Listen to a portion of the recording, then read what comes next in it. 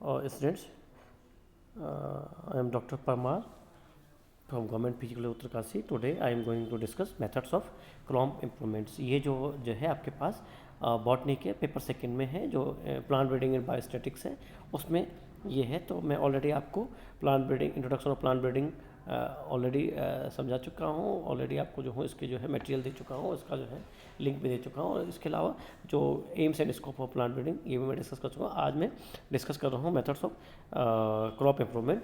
फसल को हम जो फसलों में जो हम सुधार करते हैं, क्योंकि हम जो फसलें में हम जो सुधार करते हैं उसका जो मेन ऑब्जेक्टिव है वो ये है कि हम जो है जो जो इम्प्रूवमेंट के लिए है, ताकि उसमें जो है इम्प्रूवमेंट इसलिए करते हैं ताकि उसमें जो हमें अच्छी अच्छी अच्छी उत्पादकता मिले, अच्छी क्वालिटी का फल मिले, अच्छी क्वालिटी का फ्रूट मिले, अच्छी क्वालिटी का अच्छे पोषक तत्वों वाला पोषक तत्व युक्त मिले।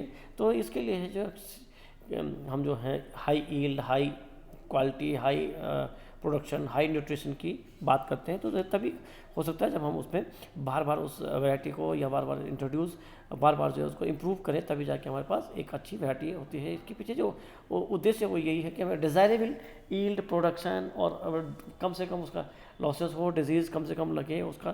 तो यही हमारा उद्देश्य होता है प्लांट ब्रीडिंग का जो उद्देश्य है। और जो हम क्रॉप इम्प्रूवमेंट करते हैं वो हम इसीलिए करते हैं कि ताकि हमें जो भी हमारे पास, चाहे हम फल की बात करें तो हमें ऐसा फल मिले जिसमें पोषक तत्व तो ज़्यादा हो, उसमें लॉसेस कम हो, उसमें बीमारियां कम लगती हो, उसका उत्पादन ज़्यादा हो, उसका शेप, साइज़, कलर जो है हमारे मतलब का हो, डिज़ायरेबल कैरेक्टर हमारे मतलब के हों। तो ये हम इसलिए हम क्रॉप इम्प्रूवमेंट करते हैं। तो क्रॉप इम्प्रूवमेंट के जो जो टाइप्स हैं, जो तरीके हैं वो ये हैं: plant introduction, acclimatisation, mutant breeding, polyploidy, tissue culture और जेनेटिक इंजीनियरिंग। ये कुछ वो टेक्निक्स हैं जो कि कॉमन जो है हम लोग अच्छी क्वालिटी के, अच्छी वैरायटी के लिए हम यूज करते हैं। तो पहला हम बात करते हैं प्लांट इंट्रोडक्शन में। प्लांट इंट्रोडक्शन की हम बात करें तो प्लांट इंट्रोडक्शन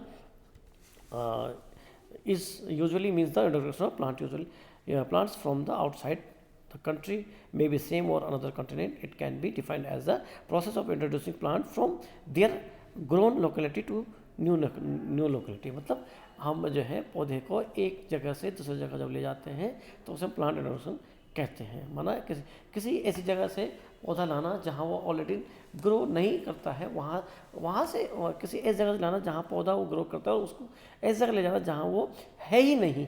तो उसको हम अगर हम वहाँ उसे उसको उगाते हैं तो वो प्लांट इंट्रोडक्शन कहलाता है। The introduction of genotype from the place where it is grown to an entirely new area. It is easiest most common method of crop improvement. ये सबसे पुराना और कन्वेंशनल मेथड है क्रॉप इम्प्रूवमेंट का। और इसमें भी जो हम जब देखिए हमारे पास एक पौधा है तो ये कोई हमने जो इंट्रोड्यूस किया है अदर किसी देश से किया हो, या किसी जिले से किया हो, या किसी बाहरी जगह से किया हो, तो ये अगर हम कहीं नई जगह पे उगाते हैं तो इसे हम प्लांट इंट्रोडक्शन कहते हैं। अगर हम उत्तरकाशी की बात करें तो उत्तरकाशी में जो सेब की वैरायटी है हर्सिल में, वो विल्सन ने यहाँ पे लाया। विल्सन जो कि एक जो है अंग्रेज प्रशासक था, और उसने जो है यहाँ लाई अल्फ्रेड विल्सन, जो कि आपने सुना होगा। हर्सिल में विल्सन जो वैरायटी है वो 18 सेंचुरी में जो है उनके द्वारा यहाँ पे इंट्रोड्यूस की गई। उसके बाद में यहाँ पे सेब का उत्पादन शुरू हुआ, और आज सेब हमारे पास हर्सिल का सेब आज विश्वविख्यात हो चुका है। तो ये that time was the introduction of that plant were introduce by Wilson, जो विल्सन वैरायटी है। तो यही कहते हैं। अब इसमें भी हम जो है डिफरेंट टाइप्स होते हैं, जैसे प्लांट इंट्रोडक्शन में भी फॉलोइंग टाइप। अगर हम इंटर कॉन्टिनेंटल प्लांट प्रोडक्शन, अगर हम एक महाद्वीप से दूसरे महाद्वीप, जैसे हमारे पास 7 महाद्वीप है, तो यदि हम एक महाद्वीप से दूसरे महाद्वीप में लाते हैं तो उसे हम इंटर कॉन्टिनेंटल कहते हैं। इंटर कॉन्टिनेंटल का मतलब कि अन्य महाद्वीप, माना ऑस्ट्रेलिया से लाए, यूरोप से लाए, अफ्रीका से लाए, या अमेरिका से हम कोई पौधा लाते हैं, इंडिया में लाते हैं, तो इससे हम इंटर कॉन्टिनेंटल प्लांट प्रोडक्शन कहते हैं। Plant material is introduce from the country to another country. जैसे ये रायली वीट वैरायटी, ये जो है हमने ऑस्ट्रेलिया से लाई थी इंडिया में।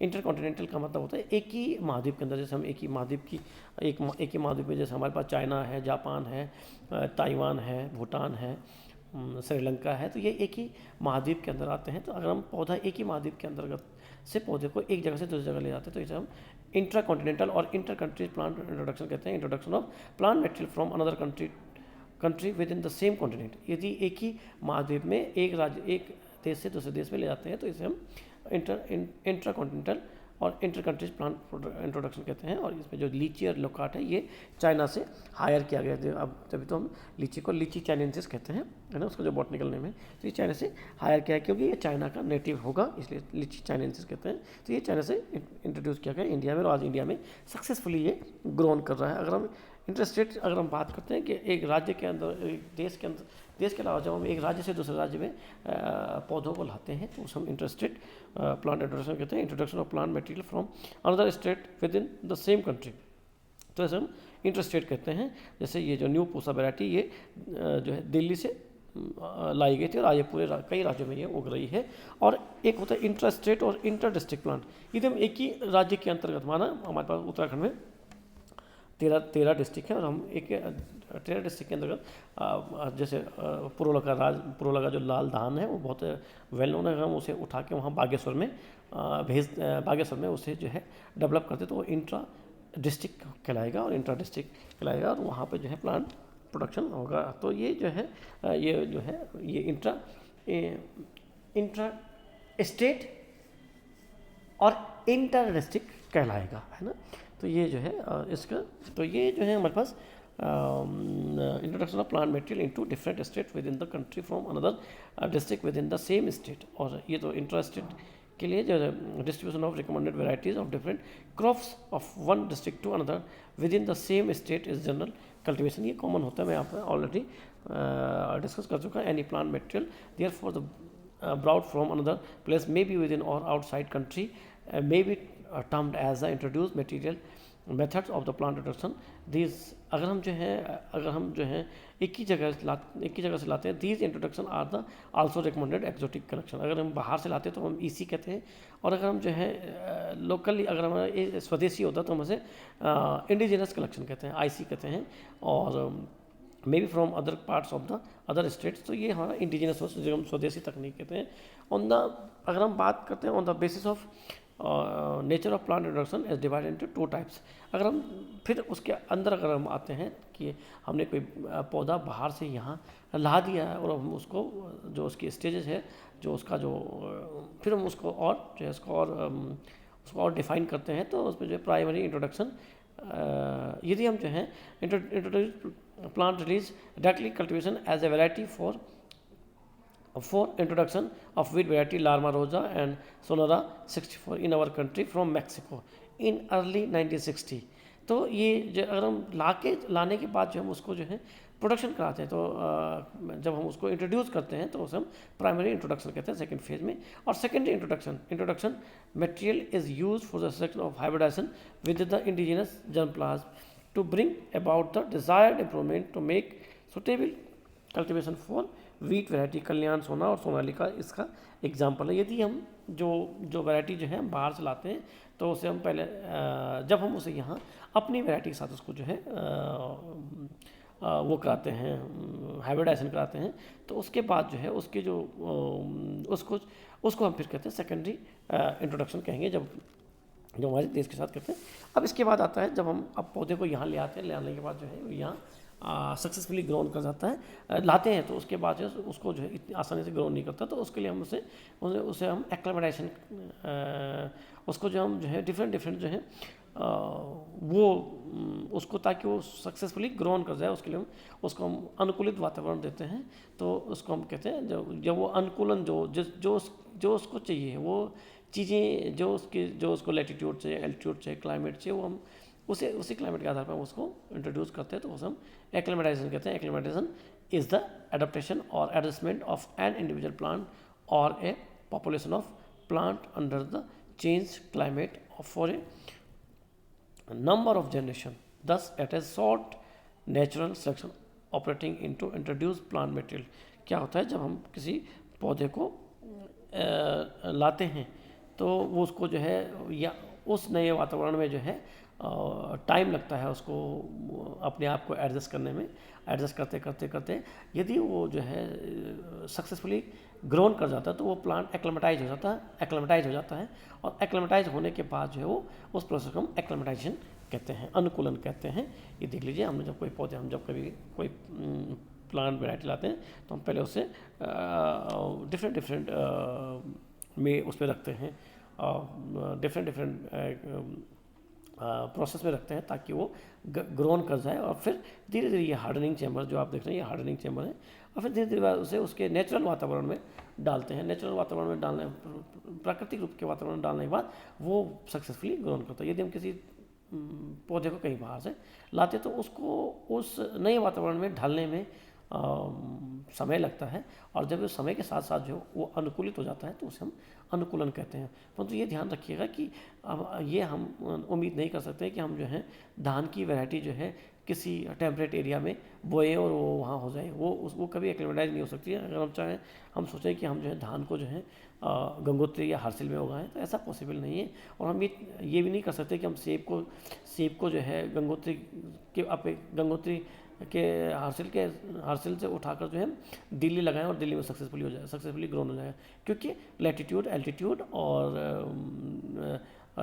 वो क्लाइमेट जो है ऑलमोस्ट वेदर कंडीशन जो है ऑलमोस्ट इक्वल होनी चाहिए। अगर इक्वल नहीं होगी तो प्लांट इंट्रोड्यूस होना संभव नहीं है, या फिर हमें उसके लिए जेनेटिक इंजीनियरिंग के माध्यम से जो भी टेक्निक्स होती हैं वो डेवलप करके उसको जो है उस एरिया के हिसाब से, जिस एरिया में हम भेज रहे हैं उस एरिया के हिसाब से उसको जो है डेवलप करें। तो ये कुछ important facts हैं about the acclimatization कुछ है ना। तो genetic variability must be present in the introduced material for acclimatization in to occur। ये मैं पहले डिस्कस कर चुका कि क्लाइमेट जो है ऑलमोस्ट सेम होना चाहिए, भले देश अलग हो, राज्य अलग हो, कंट्री अलग हो, परंतु क्लाइमेटिक कंडीशन जो है किसी पौधे के लिए बहुत मायने रखती है। यदि हम सोचें कि हम जो है किसी हॉट एरिया के प्लांट को हम जो है एकदम कोल्डेस्ट एरिया में लगाएं, या किसी कोल्डेस्ट एरिया के प्लांट को हम किसी हॉटेस्ट एरिया में लगाएं और ग्रोन कर जाएं, तो ये पॉसिबल नहीं। इसको जो है ये पॉसिबल नहीं। हाँ, हमारे जो उस पौधे की जो आवश्यक मूलभूत जो आवश्यकताएं हैं वो जो है अगर हैं तो पौधा धीरे धीरे एक्लामेटाइज होकर जो है सक्सेसफुली ग्रोन हो जाएगा। तो ये सम इम्पोर्टेंट फैक्ट जो मैं बात कर रहा हूँ, due to the better genetic recommendation cross pollinated species have better acclimatization capacity than self pollinated crops। ठीक है, तो ये जो है जो जेनेटिक रिकमेंडेशंस हैं, अगर हम इनके बीच में क्रॉस पोलिनेशन कराते हैं तो ये जो है धीरे धीरे एक्लिमेटाइज हो जाती है और ये जो है अच्छा जो ईल्ड देती हैं। Annual crop has better acclimatisation capacity than perennial crop because in annual each generation would produce new gene recommendation every year. मतलब ये भी जो है जो एनुअल वैरायटीज होती हैं ये इनमें ज़्यादा अच्छी कैपेसिटी होती है बजाय बहुवर्षीय, पेरेनियल को कहते हैं, बहुवर्षीय कहते हैं, एनुअल को एक वर्षीय पौधे जो होते हैं वो जल्दी से जो एक्लिमेटाइज हो जाते हैं। Than perennial crop because annuals each generation produce, क्योंकि एनुअल में जो है एक ही सीजन होता है, जबकि पेरेनियल में कई सीजन आ जाते हैं, गर्मी, सर्दी, फिर निरंतर जो है, तो ये इसको जो है जल्दी से एक्लिमेटाइज होने में टाइम लगता है। If period of the acclimatisation is very long the mutation also play important role in the acclimatisation. कभी कभी क्या होता है कि अगर हम कोई वैरायटी इंट्रोड्यूस करते हैं और वो जो है एक्लिमेटाइज मतलब अगर जो है एक्लिमेटाइज बहुत लंबा है तो कई बार जो है म्यूटेशन हो जाता है और नई जो है म्यूटेशन जो सिग्निफिकेंट रोल प्ले करता है वो एक्लिमेटाइज हो जाती है। तो ये भी संभावनाएं कभी कभी होती है। अब इसके बाद आता है एक टॉपिक, ये आता है डोमेस्टिकेशन।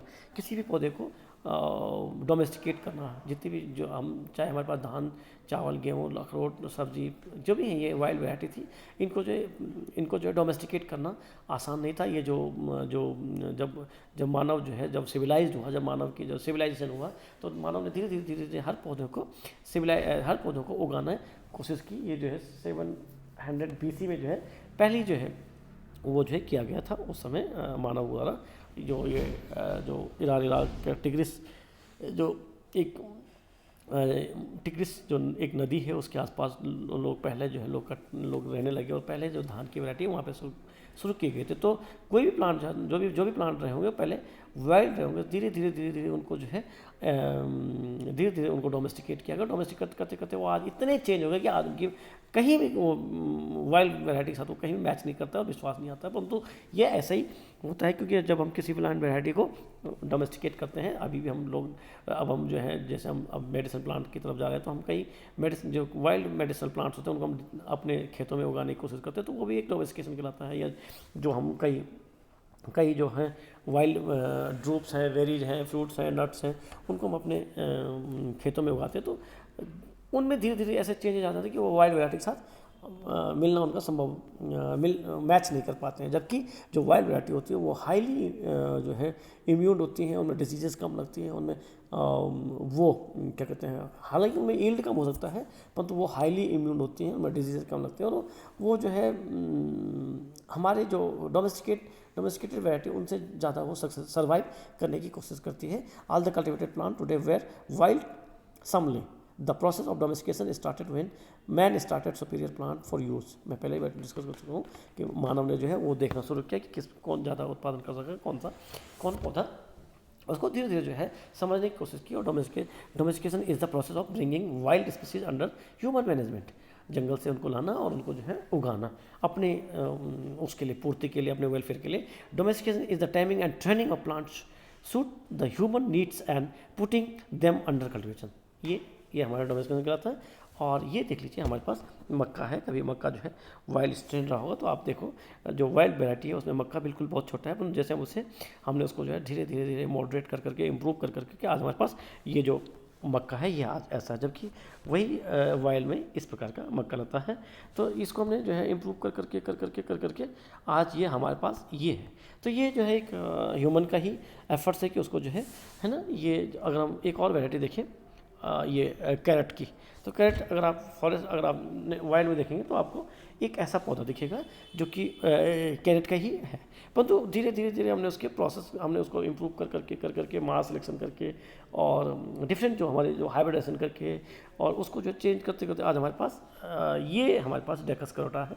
जबकि इसकी जो पूर्वज है, इसका जो पूर्वज है और जो आज भी जंगलों में मिलता है, कुछ आज भी जो है वाइल्ड में मिलता है, वो इस प्रकार का है। तो ये it is process of domestication. हम किसी पौधे को जब हम जंगल से लाते हैं तो उसको डोमेस्टिकेट करते हैं और धीरे धीरे उसमें जो है हम लोग डिफरेंट प्रोसेस करके आज भी हम लोग देखते हैं, अपने घरों में देखते हैं। जब हमारी माताएं जो हैं धान को निकालती हैं, धान का जब जो अच्छी जो बालियाँ होंगी उनको हम पहले कट करते थे, क्योंकि वो हमें नए अगले साल के लिए रखने, तो वो एक मास सिलेक्शन कहलाता है। तो ये ऐसे ही करके हमने अपने क्रॉप को इम्प्रूव किया। और ये सबसे पुराना मेथड है कि जो ही बेस्ट हो उसको बीज के रखना, फिर वो अगले साल उगेगा, फिर वो उसमें जो बेस्ट होगा उसको अगले साल के रखना, फिर जो उगेगा उसको उनमें से जो बेस्ट, ऐसे कर करके कई साल बाद में हमें एक इम्प्रूव वैरायटी मिल जाती है। Domestication of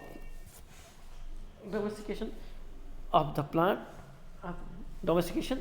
plant is the change of type of the adopt to them better to man-made environment. It is the first step in the development of cultivated plants. Most of the crops were domesticated by the prehistoric man under the domestication, and the crop species have changed considerably. तो ये मैंने discuss पहले ही कर चुका हूँ कि मानव ने जो है जैसे जो बेस्ट वैरायटी है उसी को जो है यूज़ किया है और उसको जो है यूज़ करते आज हमारे पास कई वैरायटी आ गई है। Domestication of wild species is still being done and likely to continue for long time near future।